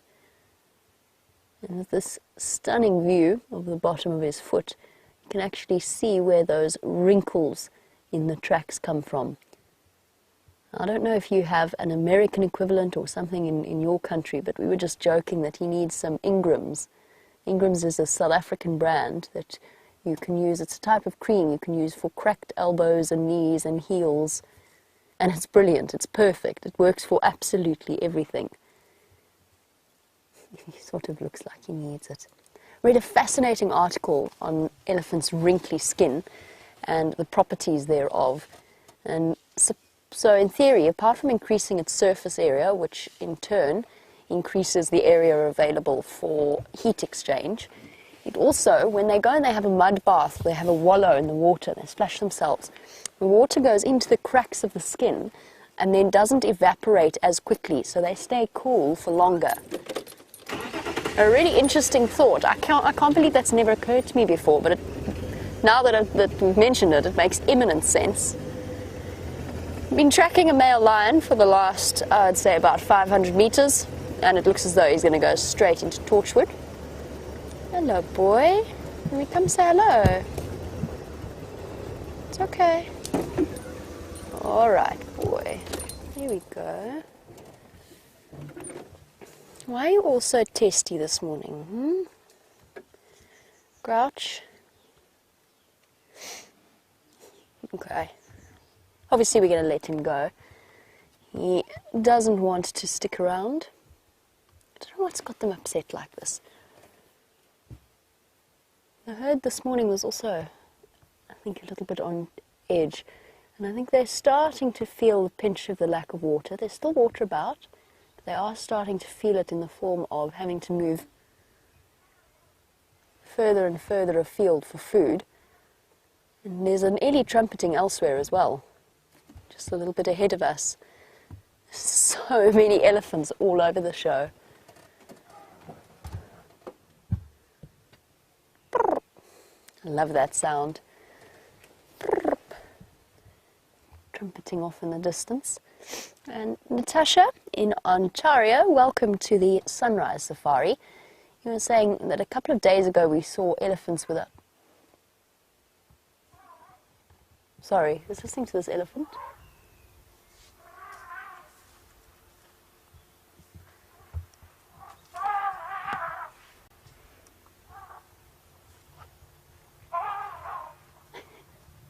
Woof. Very cross. Oh, there we go. Here's the calming rumble from one of the adult females, restoring some order to whatever's happening over there. Sounds like a baby, but I don't know whether it's feeling pressurized by one of these bulls. There's so many of them about that it might be what's stressing them out slightly. Let's go and investigate, but we'll give them a nice wide berth. And Natasha, I got distracted, I'm sorry. You were wondering about how the elephants lose their tail, since we have seen them without tails. We've seen a few without tails. The truth is we don't really know, to be completely honest. I mean, the theory that's been put forward, and I think it's a very good theory, is that as soon as they get a little cut or something, that ticks start to infest that area, eventually resulting in the loss of that appendage. Personally, I think there are other potential explanations as well, maybe infection, maybe something similar. Can I come past?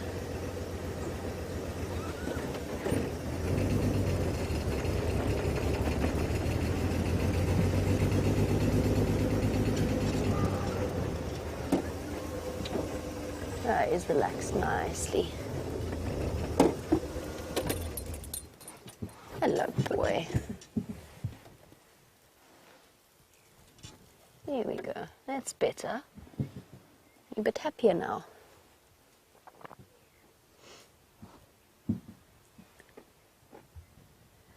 And Natasha, I've thought of a couple of different options. It's unlikely to be from a predator.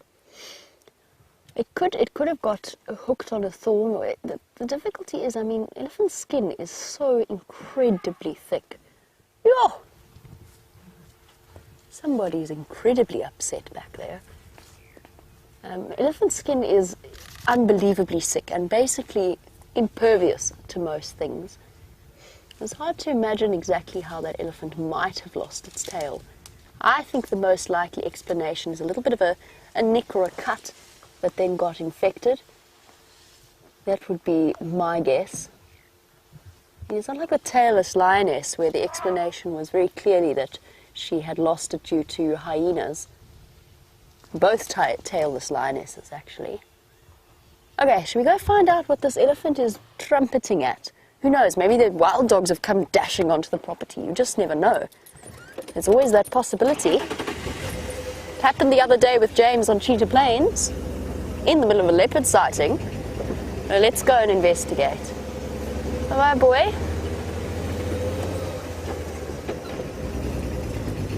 Go and investigate carefully, not to get ourselves into trouble. The sound. Phew. They're very noisy. Let's go find out. I don't necessarily want to go bumbling into the sighting though, because something has. This is not just a normal baby having a tantrum. This is I'm very cross, and I'd prefer it if you stayed out of my way kind of noise. So we'll go and investigate from a distance, I think. Luckily we've got the super zoom. We don't need to go barreling into the middle of an elephant herd. Please let it be wild dogs. Please let it be wild dogs. Sounds, and there's lion tracks coming through as well. No, there's something that's upset them terribly.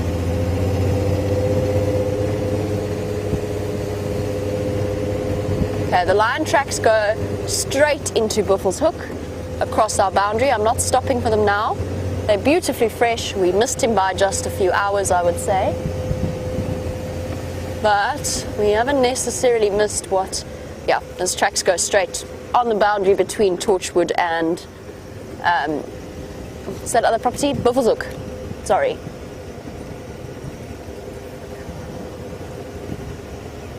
Right, Elise, what's happening? What has got you so upset? Got the lion tracks there. Something else. Ah, hyenas. Down the fire. Oh, there's lions everywhere. Why are there lions everywhere but where we are?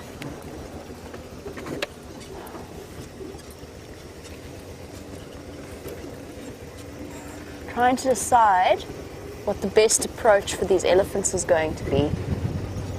I think they might be around, they're between Buffelshoek East and Hippo Pools. Let's go race around here. There's a distinct possibility that there is a lion. And there's lion tracks coming in from Torchwood, lion tracks going into Torchwood. And there's the possibility that that female has moved her cubs. Sorry, there's something terrible in my eye. You can put it out. My eye. Vim's. That's cruel. I know, Vim. Our cameramen are very, very talented at pulling things out of eyes. I'm not happy, but she's okay. What's all the fuss, guys? What's happening?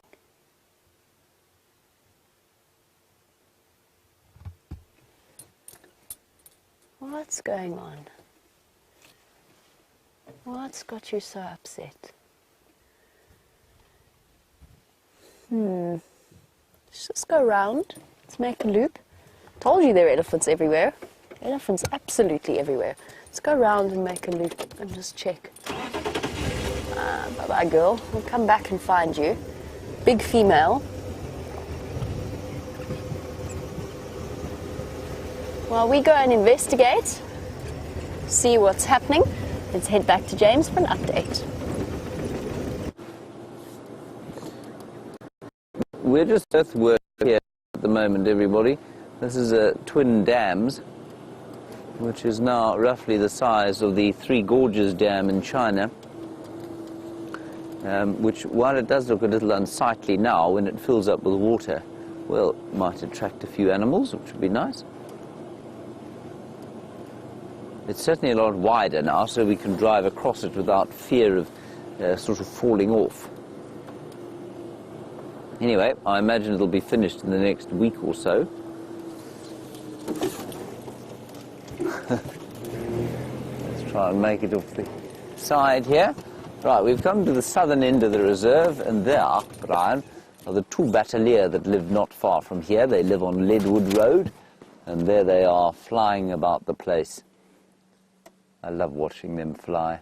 Their shallow wing beats and completely graceful flight, despite the fact that you can see them making very slight adjustments all the time to their balance. Just very slight all the time. I don't know if you've ever been in a single canoe, and I don't mean a kayak, sort of easily balanceable kayak. I mean like a K1 that you do a river race on. Extremely difficult to balance in to start with. And you've really got to get your core to move with an amazing degree of, or fine adjustments. And it's very much the same as when you watch a batelier flying. Or two bateliers in the case of these ones, if you have a skilled cameraman like Brian Joubert.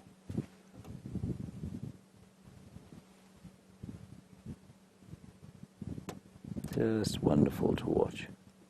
See how shallow the wing beats are? It's such a distinctive way of flying, everybody. No other bird looks like that when it flies. Brilliant stuff. Well done, Brian. Oh, thank you, James. Good job. So what I was meaning there, I don't know if I was clear enough, but if you get into a K1 canoe, it's very unstable, and you've kind of got to sit like this, and you'll fall over into the water very often. In my case, more often than most. But eventually, your body sort of starts to adjust, and you're able to balance. And it looks to me exactly like when a batelier is flying. Jamie's got something interesting. Dear, unfortunately, I was trying to let Kirsty know that we were having a toilet break, not asking for a quick link. I'm missing a cameraman, and indeed my other passenger as well, just sitting here enjoying a moment on the road. Well, hi. We'll just wait patiently for Wim to rejoin us. Oh, did they come to us? I don't I'm going to send you back across to James. Apparently Jamie didn't want a quick link, and we don't know what happened there. Anyway, there we are. Here we are on the southern beach, flying like that. A very subtle, small adjustment.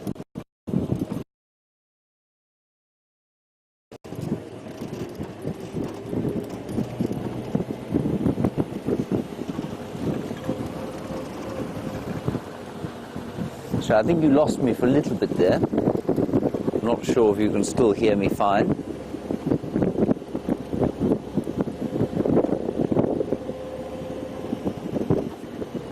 Ah, there we go.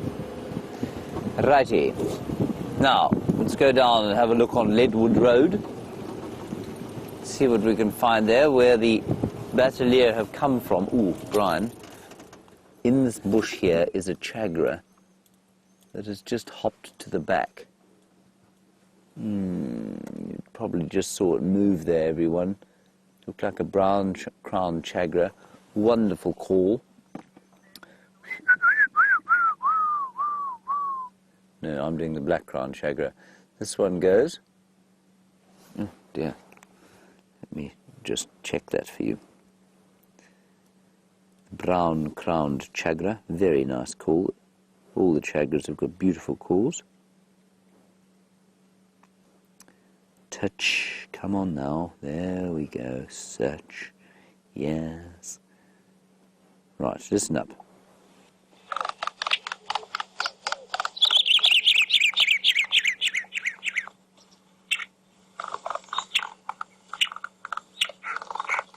Very beautiful call. They also go. That's what I was trying to remember. Right, Wendy has started. Up we go. Through the valley of the Great Mulwati. Lucky we got across the torrent there, don't you think, Brian? Were you nervous there? I was. I was too. And we had that wonderful sighting around here yesterday of that old giraffe. Anna-Marie, you say you're very worried about the lack of water with winter starting. Anna-Marie, please don't be worried. The animals here have survived with it for millennia before humans even came across the planet. So they have survived with drought and flood and all manner of other environmental disasters long before human beings came anywhere near this area. Sorry, Brian just broke off a tree like an elephant there. And it's, you know, it's totally normal. And while on our little patch here, it might go completely dry, remember that this patch is a very small patch of 8 million acres of land. There are perennial waters. There is a necessary die-off of animals that will occur during very dry times, and that's very necessary for the recovery of the trees and of the grasses and all the other kinds of forage. It's totally normal. It's totally within the bounds of healthy ecosystem function. So Anna-Marie, please don't worry about it. It can be difficult to watch from a human point of view, especially, you know, if things get really dry and animals start to die. It can be very difficult to watch indeed, but it must happen every so often. And we do far more damage in the long term by providing for animals that are struggling in the droughts, because then of course all the forage disappears and eventually we're unable to compensate for the lack of forage. Now there's an impala up ahead, but I was rather hoping for my little favourite sounder of warthogs that live around here. Mrs. Warthog and her 4 piglets. Anyway, we'll have a look at this herd of impala in the meanwhile. Hello, impala. Please don't run away. You have seen us before. Only every day. It's quite a nice impala sighting. They're all very close by.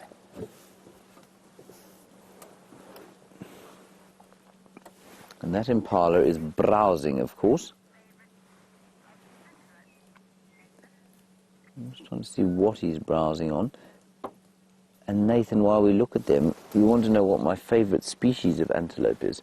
Nyala, Nathan, are my favourite species of antelope. I think they are the prettiest. I think they are the most entertaining, and that was confirmed to me. I was a little bit sort of jury out on it. I didn't really have a favourite until I watched 2 Nyala bulls having a fight one day.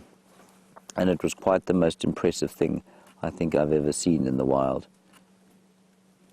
The skill with which those two went at each other was absolutely astounding. So I'm going to go with Nyala, and I mean, quite apart from their looks, that fight that I watched was just absolutely unbelievable. There was very little, there was lots of brute force about it, but there was a tremendous amount of coordinated skill involved as the rapier horns kind of parried each other.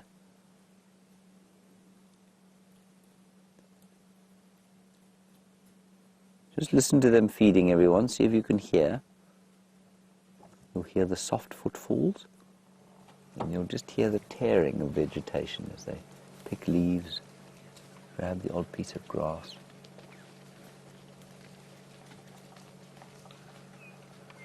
Scratch each other.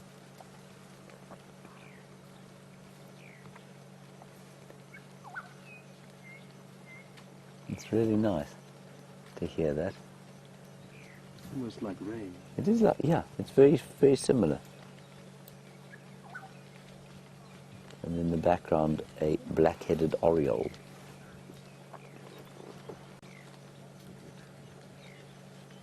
It is, it's very like rain, actually. That's a really good way of describing it.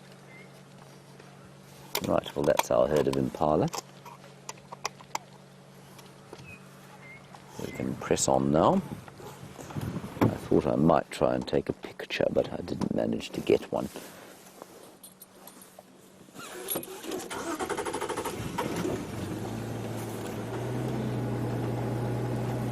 Right, now Jamie has managed to find out what that elephant was shouting at, and it's going to absolutely astound you.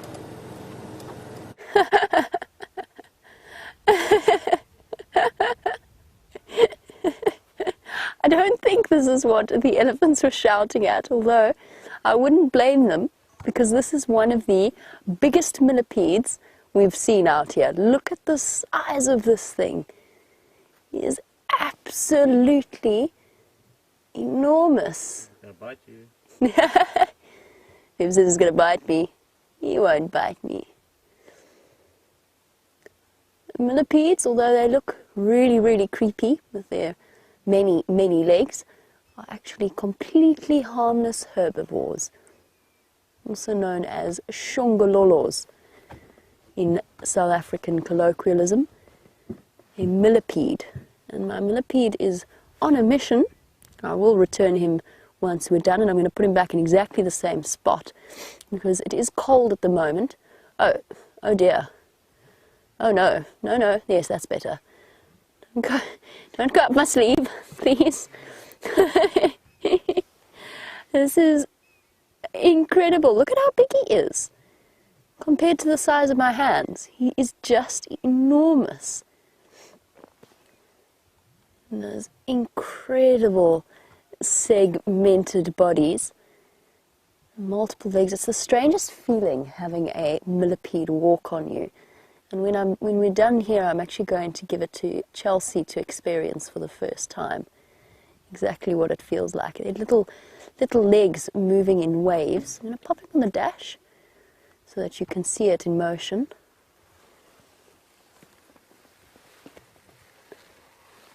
And actually, let me try something. I want you to hear what that sounded like. Sorry, boy. I will return you in a moment. Let's try this. No, not off there. Not off there. That's dangerous. Not sure if you can hear it. Oh, okay. He's too quick for me. Let me pop my microphone back on. Pop him down. Oh no, it's all chaos. It's all chaos. My microphone's disappeared. Wrong way. No. Not that way. You can't go into the car's engine. A millipede. One of the biggest ones I have ever seen. I'm going to put him back. But as you can see, if he were distressed, if he were really, really scared, he would be rolled up in a ball. That is the millipede defense mechanism. So at the moment, he's just a bit confused as to how he wound up here and what on earth these strange textures are. But Chelsea, do you want to try before I put him back? Let me try and do this. There you go. Just make sure he doesn't drop off. The legs move in waves. That's so cool. Wonderful, eh?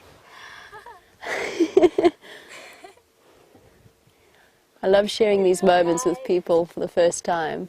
I love how each leg has little grippers. You can feel it gripping. The wonders of the bush and discovery. Can I grab him from you there? Sarah's hogging him. It's all good. Just thought you might enjoy that experience. Let's pop him back though, because at the moment I think he's very, very confused. I would like to hold a leopard. You would like to hold a leopard, Liam? I'll try and arrange that. I don't know if it's a good idea, but you never know. Okay. Liam would like to hold a leopard, not a shongololo or a millipede. So he doesn't ask for much, does he? They've got quite sharp claws, Liam. Very big teeth.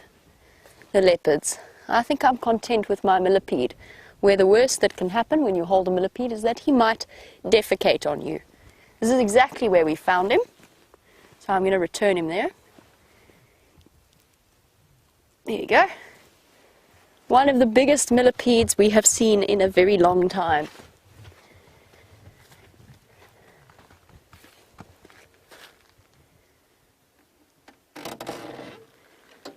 And off he goes. And you get an idea when you watch them move over those natural obstacles like that, like moving over the trees. You really get an idea of just how useful that segmentation in their bodies really is, in the way that it combines and makes them so incredibly flexible. However, despite James's thoughts, I'm not entirely convinced in his theory that it was what scared the elephants, despite its size. I think we might have other things to go and search for. And there's lioness tracks absolutely everywhere, and I'm really hoping that one of them might still be around.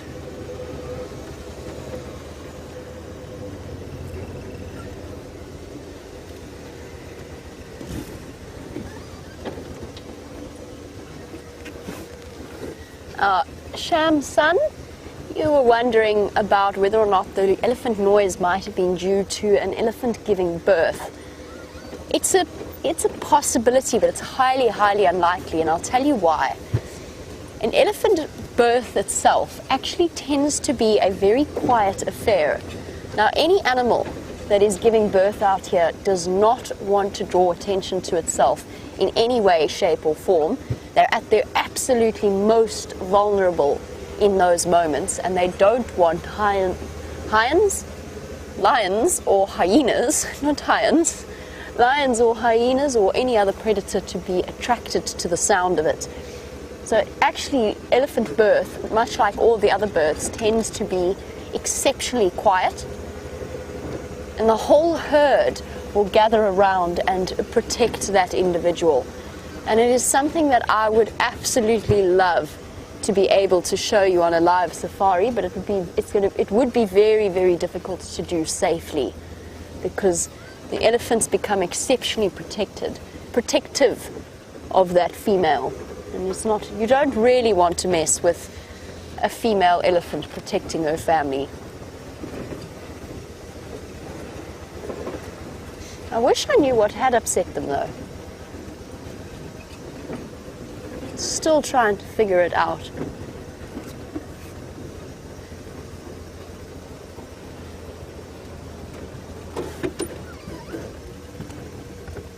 Aha, well spotted, VM. I can see one. Shall I go forward a bit maybe? I know it's a very tricky angle for poor VM. I'll reposition in a moment, but I just wanted to show you what he pointed out. You go up a little bit and to the right. Sure, I saw one there. It's underneath the log. It's underneath the log. Okay, let's go. I can see a shade there. Oh, they're starting to come through. Oh, there's it. There we go. There we go. Well spotted on VM's part. A little dwarf mongoose colony. Hello, little mischiefs. And then, associated with them, the yellow-billed hornbills that have come to join in with the party. Very, very close animal relationship this. Very often see the hornbills and dwarf mongoose associating with each other. It's something we've discussed regularly on these drives because we see it regularly.